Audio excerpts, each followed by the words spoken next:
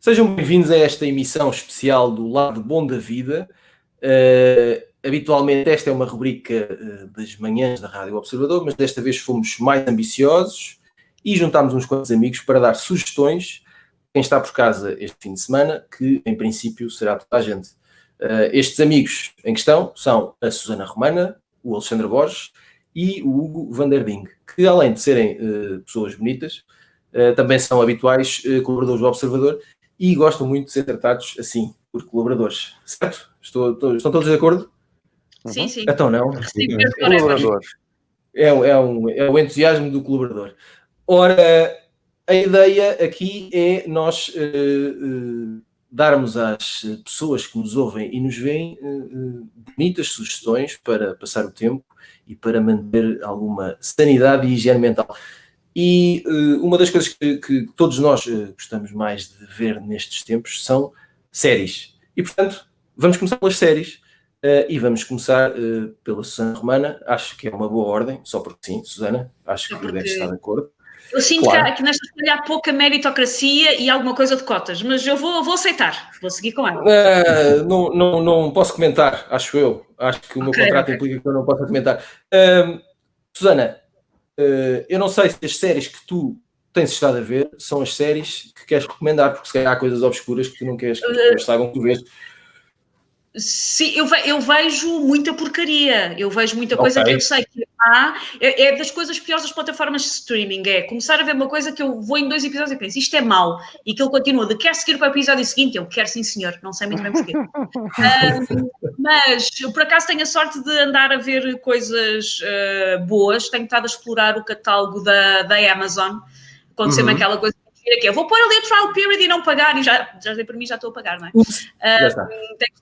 Pus a Amazon para ver o segundo filme do Borat e depois acabei por ficar um bocadinho a explorar a plataforma, tem algumas coisas interessantes. Estou a ver uma coisa chamada Little Fires Everywhere, que é um bocadinho, é uma série produzida e protagonizada pela Reese Witherspoon e que vem um bocadinho de uma linhagem que agora está a acontecer muito nas séries, que é séries sobre problemas e crimes à volta de mulheres brancas muito ricas. Ok. Tem tudo a ver contigo, portanto. Tem tudo a ver comigo, porque eu estou aqui, vocês não veem, mas eu estou, para aquele lado é cavalariça e depois aqui é pesca. E é uma moda que começou um bocadinho depois do grande sucesso do A Big Little Lies. E temos agora na HBO o Undoing, com a Nicole Kidman, e temos na Amazon o Little Fires Everywhere, que são séries que normalmente têm a ver com algum tipo de crime ou de mistério que está a desmoronar a maneira de viver em pequenos subúrbios americanos extraordinariamente ricos e que de repente aparece ali alguém que de alguma maneira está a corromper aquilo que se esperava. E estou a ver a Little Fires Everywhere, é giro, mas é um bocadinho, sinto que é um bocadinho agora pegámos nesta fórmula que correu tão bem com o Big Little Lies, que até conseguiram Meryl Streep e tudo, e agora acho que sinto que estou um bocadinho a sugar nesta teta, se calhar para lá do que seria desejável, mas a série é ok. E estou a ver a 4ª temporada do The Crown, e eu sou muito, muito fã do The Crown, e esta é provavelmente a melhor temporada do The Crown. Por isso, ela estranha... Vamos tentar não fazer spoilers, não é? Porque... Não, tenho muito respeito pela arte do spoiler, e não farei. Mas, sim. Continua, que eu sei que não queres parar por aí. Esta temporada do The Crown tem uma característica, pelo menos para mim, e acredito que para muitas pessoas que veem The Crown, diferente em relação às outras, que é eu lembro-me deste período, não me lembro incrivelmente bem, porque esta temporada vai entre 79 e 90, eu nasci em 81, mas já me lembro ali de algumas coisas, ou seja, é a primeira temporada da qual eu tenho memórias muito concretas e é a primeira temporada que é amplamente filmada e dissecada na sua versão real, obviamente. Por isso é uma temporada que, se alguma coisa não estiver bem, se alguma coisa falhar, nós damos por ela muito mais rapidamente do que uma coisa que se passa nos anos 50. E está muitíssimo bem realizado, está muitíssimo bem interpretado, de se conseguir reconhecer muito bem quer a Diana, quer a Thatcher, sem as transformarem em bonecos, como é que a Gillian Anderson, porque eu não dava nada, faz uma Thatcher impecável, sem ser muito bonequinho. E eu acho que eles estão, como, pronto, o The Crown troca de elenco de 2 em 2 temporadas, por isso esta é a última temporada à partida deste elenco, e é uma temporada muito melhor do que a anterior. É a melhor temporada com este elenco até agora. Pronto, agora que já estamos todos nervosos para ver o The Crown. Alexandre Borges, eu sei que tu és um homem de séries, tu vais dizer que não, porque diz aquela coisa da humildade, etc. Mas conta-nos lá o que é que recomendas ao vasto auditório do Observador. Olha, eu ainda estou assim a digerir eu não dava muito pela Gillian Anderson. Eu não sou nada X-Files, não. É engraçado, pois, é isso mesmo, é X-Files, não é? Pá, eu acho que durante toda a década de 90 queria casar com a Gillian Anderson. Ainda está ótima, se ainda tiveres o desejo, está ótima. Diz? Se ainda tiveres esse desejo dentro de ti, ela está incrível, está a ser impecavelmente bem. Pois está, exatamente. Só vi isso naquele revival, naquele regresso aos X-Files que houve aqui há poucos anos, muito infeliz, mas em que de facto a única coisa que tinha sobrevivido, que tinha envelhecido bem era ela, isso é verdade. Muito melhor do que o autor da série. E logo agora está a tocar o meu telefone, que fica bem. As séries. Não, o Tiago está a dizer isso para ser querido, porque eu é mesmo para ser querido, porque eu tento atualizar. Eu sou uma pessoa que resistiu à internet. Eu, quando apareceu a internet. Vocês desculpem, olha, isto está a tocar tudo por todo lado nesta casa. Aquela coisa do não sei quantas vezes. Ainda não dominas a internet. Tu não sabes o que estás a ver. Escuso-me um pouco mais de explicações. Não, mas eu muitas vezes estou super atrasado nas coisas e quando vêm estes períodos que nos motivam a estar aqui a falar hoje, lá está, quer dizer, esta coisa agora de recolheres obrigatórios, confinamentos, quarentenas, as pessoas ficam muito aflitas porque não sabem o que é que vão de fazer. Eu nunca tenho problema nenhum, porque eu acho que o mundo podia parar durante 10 anos que ainda estava super atrasado nos livros que queria ler e nos filmes. E, portanto, felizmente o Tiago vai pedindo, vai-nos encomendando coisas para fazermos para o Observador e isso obriga uma pessoa a atualizar-se. De maneira que, acerca das séries, eu falaria brevemente de 3 coisas, uma delas profundamente interessada, mas uma já toda a gente viu de certeza, mas foi a melhor coisa que eu vi nos últimos meses, foi o Last Dance, portanto, para quem ainda não viu... E confesso-vos que ando um bocado nesta fase. Ultimamente é difícil. Uma série tem que ser incrivelmente boa para me interessar mais do que uma grande série documental. E acho que os documentários estão a atravessar de facto um período de ouro, até porque estão cheios de linguagens que vêm da ficção, não é? Cheios de linguagens narrativas importadas da ficção. E há histórias incríveis, e a história do Jordan e daquela última temporada dos Bulls, tal como os conhecemos nessa era mítica, para mim tem tudo, e de facto foi onde me aconteceu isto que está a acontecer à Susana, quer dizer, que a Susana está a dizer que lhe acontece mesmo com as más séries, foi de facto onde eu não conseguia resistir a ver sempre o episódio seguinte, e portanto as minhas reuniões matinais sofreram um bocadinho por causa da qualidade do Last Dance. Depois fui obrigar-me ontem a ver uma coisa só para como íamos conversar hoje. Já agora. Pensei, ok, vou ter que ver aquela coisa de que toda a gente está a falar, que é o Gambito de Dama, né? E fui ver o primeiro episódio. A primeira coisa que eu teria a dizer é que Gambito de Dama é um nome que não lembra, né? Parece assim uma coisa que uma senhora tem no seu tocador, não é? Exato, parece uma joia antiga. Exatamente. E gostei muito do primeiro episódio, ainda só uma curtíssima impressão, não é? Mas acho que, enfim, já vocês sabem o que é, não é? Esta série sobre uma miúda que é um talento, que é um prodígio no xadrez, baseada, quer dizer, não é baseada numa história real, parece importar pequeninas coisas de histórias diferentes. Aparentemente há até alguns paralelos com a história do Bobby Fischer, grande xadrezista americano, mas aqui temos uma menina, não é? Portanto, talvez a série galgue um bocadinho as questões feministas atuais, porque coloca a miúda a triunfar, não é? Num universo tipicamente masculino. A série é baseada num livro dos anos 80. É. Ok, boa. Ele é bastante semelhante. Ok, ótimo. É bastante semelhante, diz. Ok, isso desconhecia. Sabia que era baseado de facto num livro, mas não sei até que ponto é que o próprio livro transforma alguma história vagamente verídica noutra coisa, não é? Mas enfim, o Kasparov também é consultor da série, e tem enfim, tem esta coisa de trazer o xadrez um bocadinho para o mainstream, que é engraçado.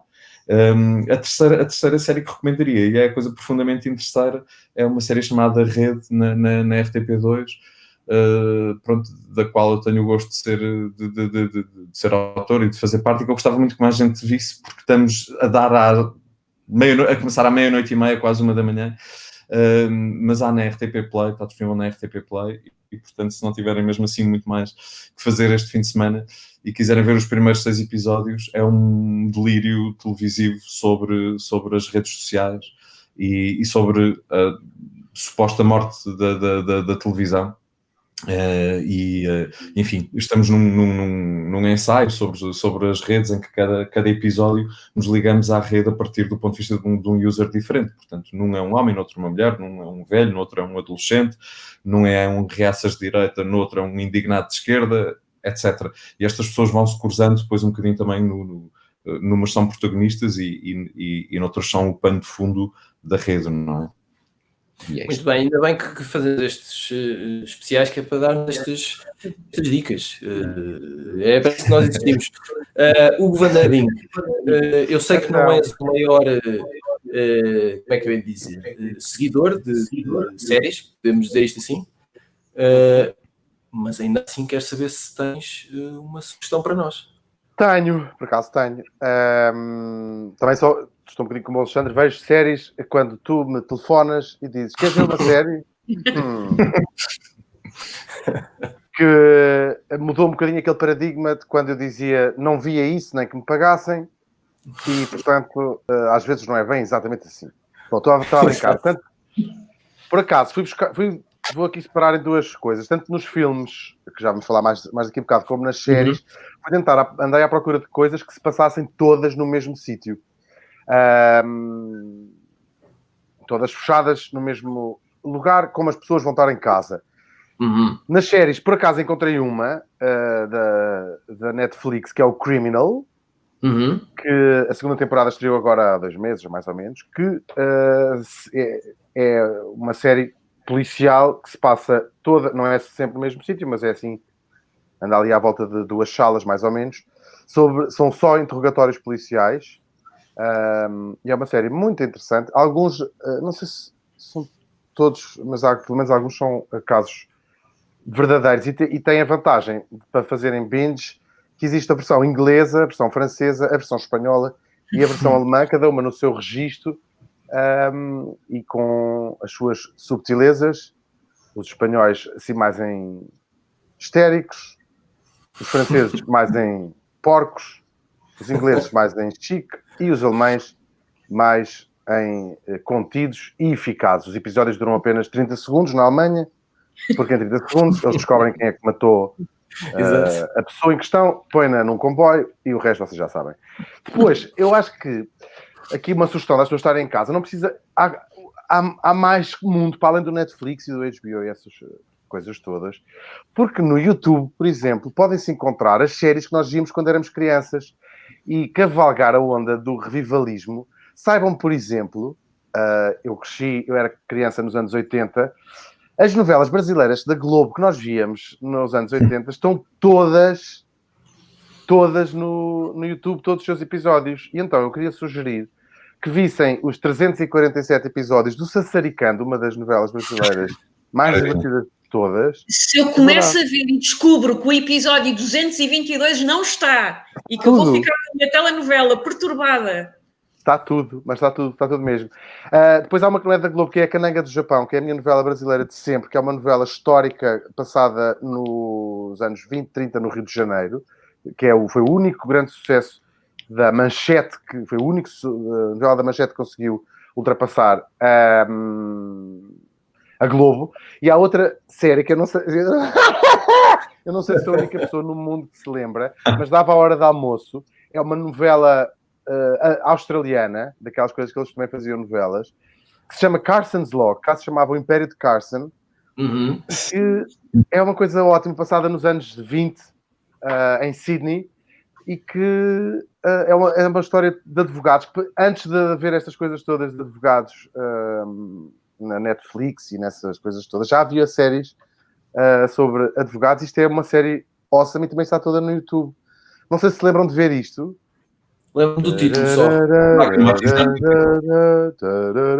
E tem grandes atores australianos, como por exemplo é o caso do X e da Y, os autores australianos. Toda a gente. Queria tanto que tivesse o Kylie Minogue, queria Mas tanto eu sei, imaginar. por acaso sei, os protagonistas são o Kevin Miles e a Lauren Bailey, porque eu era tão fanático desta série que me lembro do nome do cast todo. E o Kevin Miles é um ator famoso australiano. E a Lauren Bailey também deve ser, senão não tinha entrado nesta série, naturalmente. Hugo Van Der Ding, por isso é que tu és convidado para estas emissões especiais. Vamos, agora que arrumamos as séries, vamos continuar nas imagens, pelo menos por enquanto, e vamos falar de filmes. Susana Romana, não sei se tens um filme, se tens mais que um filme, mas dá-nos sugestões. Eu tenho visto muito poucos filmes mesmo, e eu tento culpar a minha criança de 3 anos por isso, deixa de ir ao cinema porque tenho um miúdo, mas entretanto ele vai ter 18 anos e uma pera ridícula e eu vou continuar a dizer que não vejo filmes por culpa do miúdo, por isso tenho que começar de deixar de usar esta desculpa. Eu faço parte de uma categoria de pessoas, e não digo isto nem com vergonha nem com orgulho, que começou de tal maneira a ver séries que eu deixei mesmo de ver filmes. E alguns das pessoas do mundo do cinema que eu admirava e que eu gostava muito, começaram-se também, muitas delas, a virar para séries. Por exemplo, o David Fincher, que é um dos meus realizadores preferidos, e que ultimamente trabalha mais para a Netflix, fez o Mindhunter, por exemplo, trabalha mais para a Netflix do que propriamente para cinema. Por isso eu dei assim mesmo uma guinada, só para vocês terem noção. O último filme que eu vi que gostei muito foi o Jojo Rabbit. Eu acho que isto já tem tipo um ano. Tem um ano, mais coisa menos. É bom. Por isso o último filme que eu vi, pronto, é uma categoria muito específica de cinema, vou chamar assim, que foi o segundo Borat, do qual gostei muito. Obviamente que tem que ser um filme, não, é um filme que está a pregar a convertidos, por isso se aquele tipo de humor, se não gostaram do primeiro, não vou provavelmente gostar do segundo, não é um tipo de humor que toda a gente aprecie, por isso o Borat 2 resulta muito bem para quem já gosta do Sacha Baron Cohen, sendo que a diferença em relação ao primeiro Borat é que é assumidamente um filme muito mais político, e tendo em conta que aquilo tem algum grau de improviso, é interessante perceber como é que eles conseguiram incorporar no filme a questão da Covid-19, porque enquanto eles estavam a filmar, começa a pandemia e eles tiveram que incorporar a pandemia na história, e é aliás dos melhores momentos do filme. Para quem nunca viu o Borat, aquilo, apesar de ter um guião e de ter uma estrutura, aquilo tem muito de improviso, porque o personagem principal, que é um repórter do Cazaquistão, interpela pessoas reais e tenta desconstruir as opiniões delas sobre uma série de questões, e tem uma especial potência por rednecks, e ele, durante o auge da pandemia do Covid-19, fica a viver em casa de 2 rednecks, e é dos momentos mais deliciosos do filme, e com eles compõem músicas racistas só para passarem o tempo, por isso não souberem, podem compor músicas racistas. É uma coisa interessante para fazer com este fim de semana. E esse foi o último filme que eu vi. E depois, eu sou a pessoa que chega a esta altura do ano e vê as piores comédias românticas de Natal que conseguir encontrar. E sou muito feliz assim, a comer Toblerones e a ver más comédias românticas de Natal e a ser um clichê com pernas. E é o que eu tenho feito. E o importante é que sejas feliz, isso parece muito bem. Claro.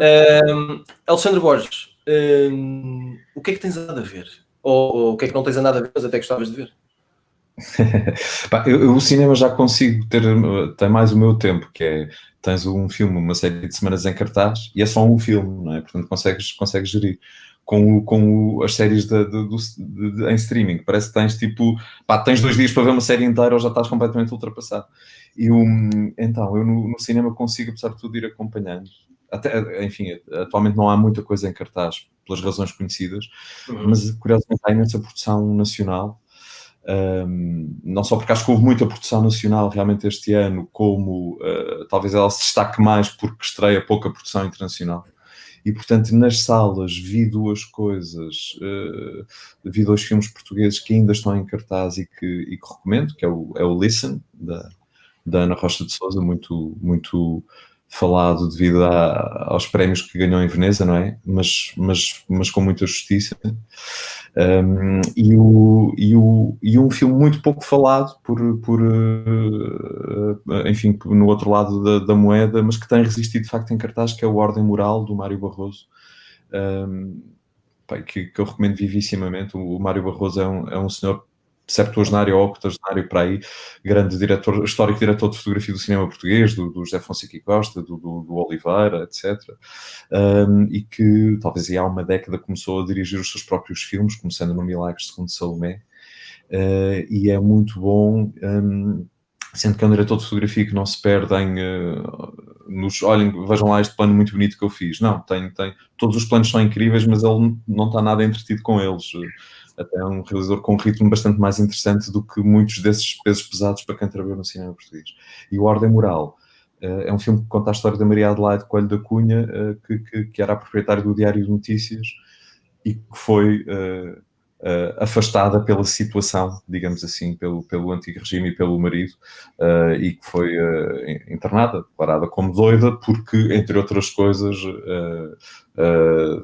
se começou a relacionar com um homem bastante mais novo, apesar do marido ter uma amante muito mais jovem também, e isso ser entendido como uma coisa perfeitamente natural. No caso dela era sinal de que a senhora não estava no seu juízo, não é?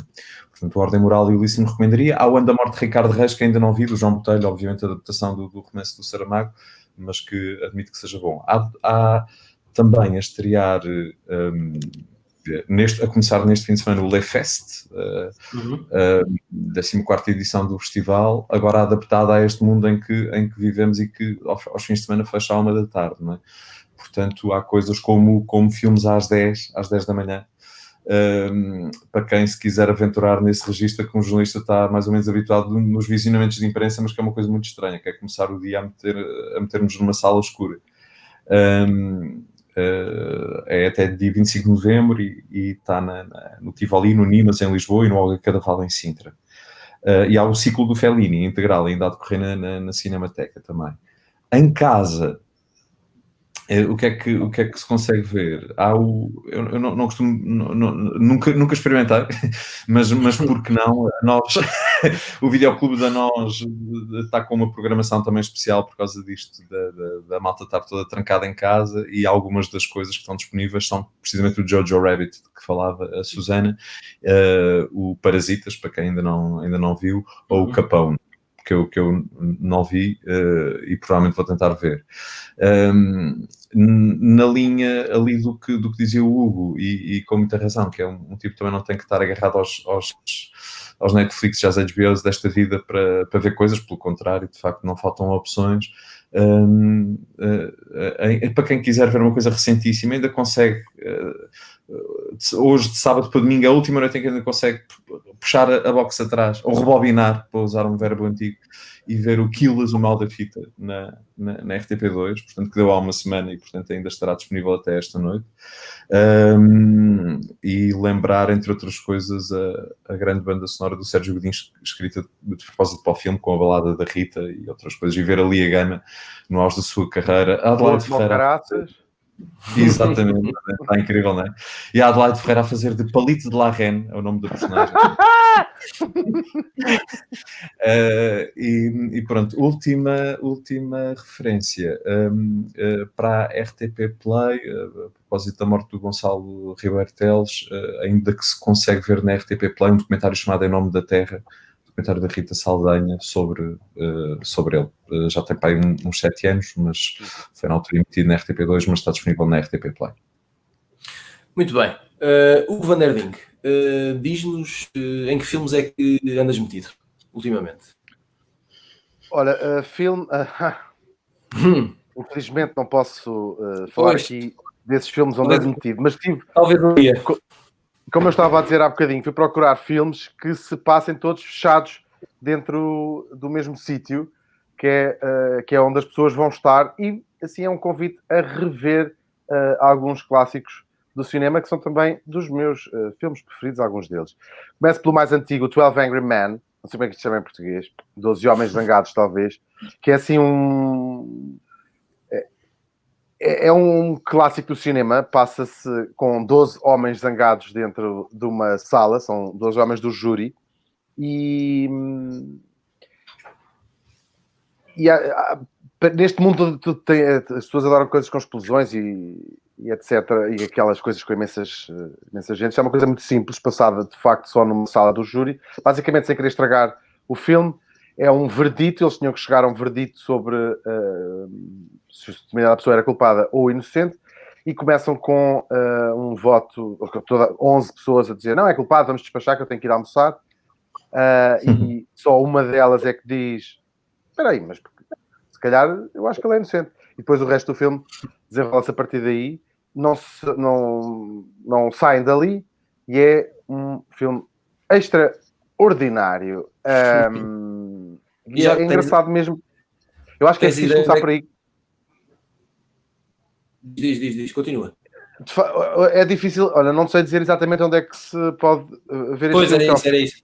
É um filme bastante antigo. Agora, os outros que eu vou falar já é mais possível encontrar, que são filmes menos... Quer dizer, ia falar também do Shining, que faz as pessoas perceberem que se calhar há coisas piores do que estar fechado em casa durante o fim de semana, como é, por exemplo, estar fechado num hotel com o marido enlouquecido e com um machado atrás de nós, como foi o caso da atriz, aquela senhora, que eu não me lembro do nome dela, até porque ela nunca fez rigorosamente mais nada no cinema.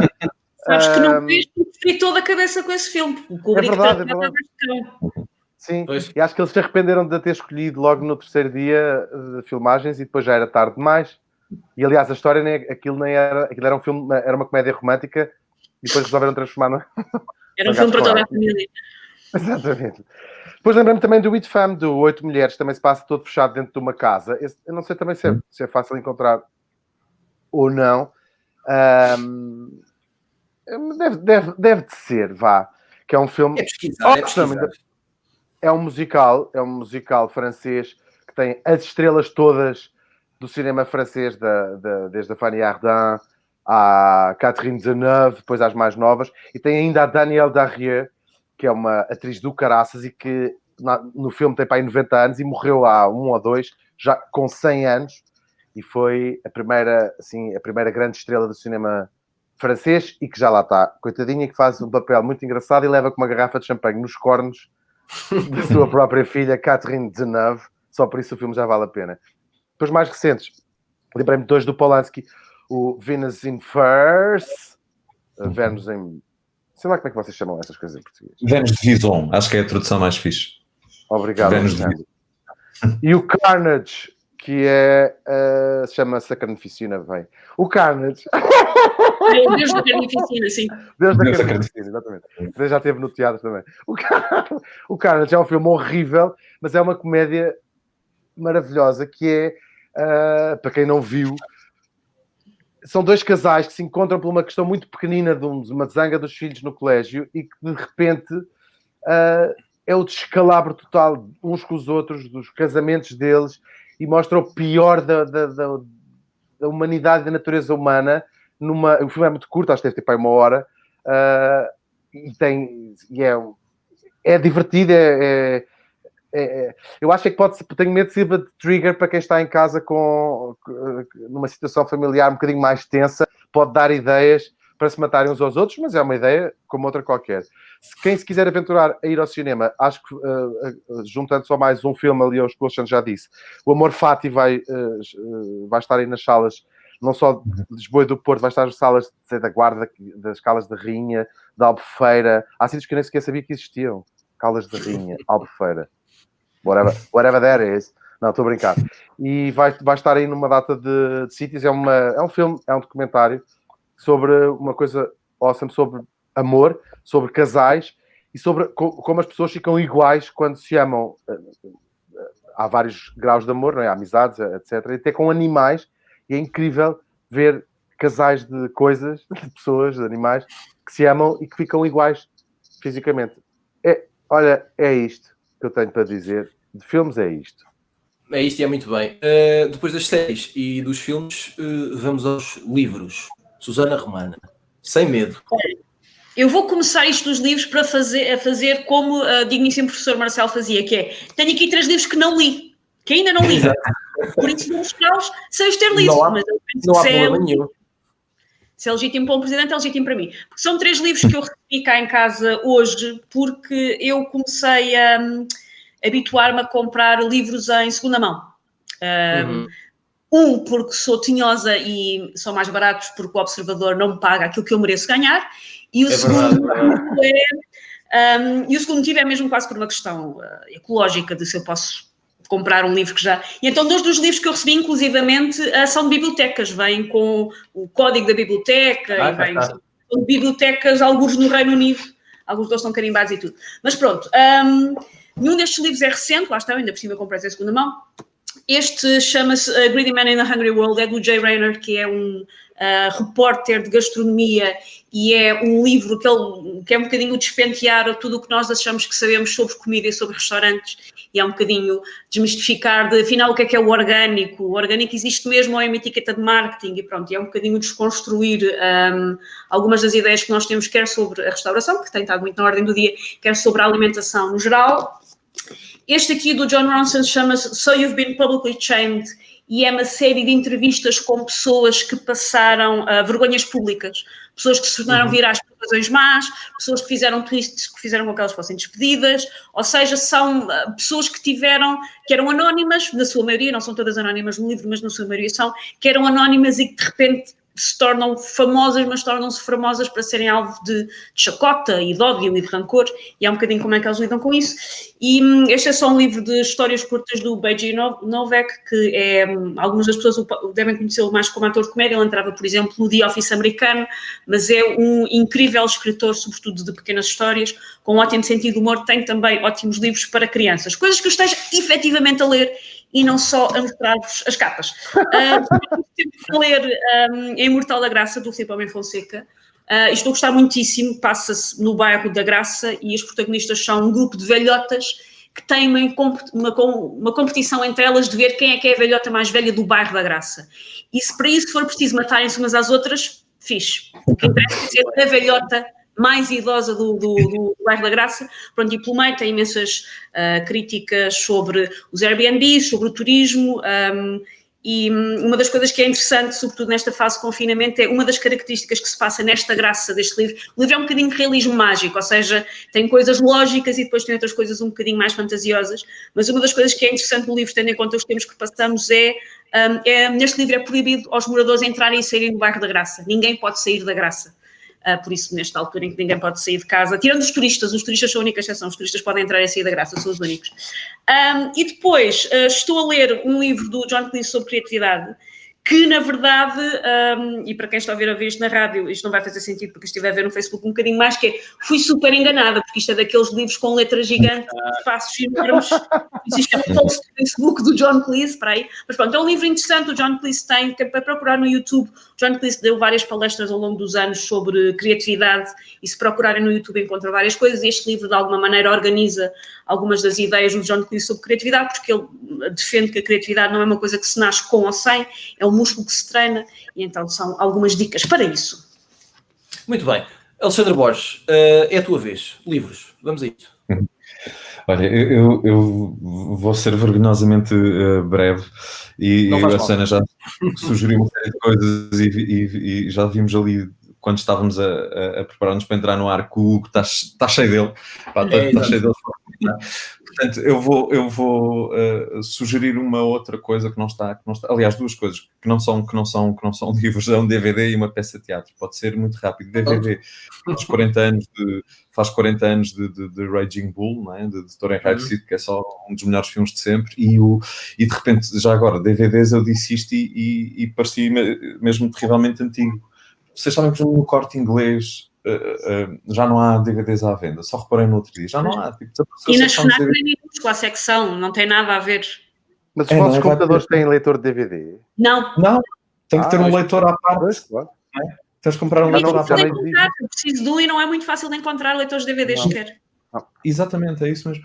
E isso lembra-me, quer dizer, o Hugo estava a dizer, não sei onde é que podemos ver estes filmes, ou não sei o quê. E é verdade, quer dizer, é difícil. para quando o Spotify de cinema, que a tecnologia nos está a ver há uma meia dúzia de anos. Sim. Eu acho que até mesmo as pessoas não é? querem pagar para os filmes, mas não dá para ver. Ou seja, se calhar às vezes há filmes das 40 que tens que ir fazer pirataria, mesmo se contra, sobretudo quem vive de direitos de autor não gosta de fazer isso, mas não há outra maneira de os ver, só viajando no trás no tempo, ou de facto pirateando. É isso? Ou então viajar atrás no tempo. Qual destas invenções vai chegar primeiro? O Spotify de cinema ou essa máquina do tempo? Tal e qual. Não, é verdade. E é lembrar como o Spotify e similares mataram, felizmente, a pirataria da música, não é? Quer dizer, de facto, ela, acho eu, basicamente desapareceu porque deixou de se justificar, não é? Portanto, o mesmo aconteceria com o cinema e certamente está para breve. Agora, portanto, esta era uma coisa, Raging Bull, já que ainda não há Spotify de cinema, para já vão ter que se amanhar com os DVDs. Se quiserem lembrá-lo este fim de semana.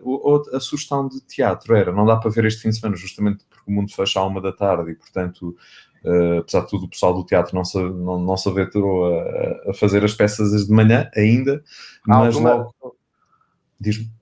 Já agora fica já resolvido. A Avenida Q, por exemplo, que está no Teatro Maria Matos, vai fazer sessões de manhã, às 10 da manhã.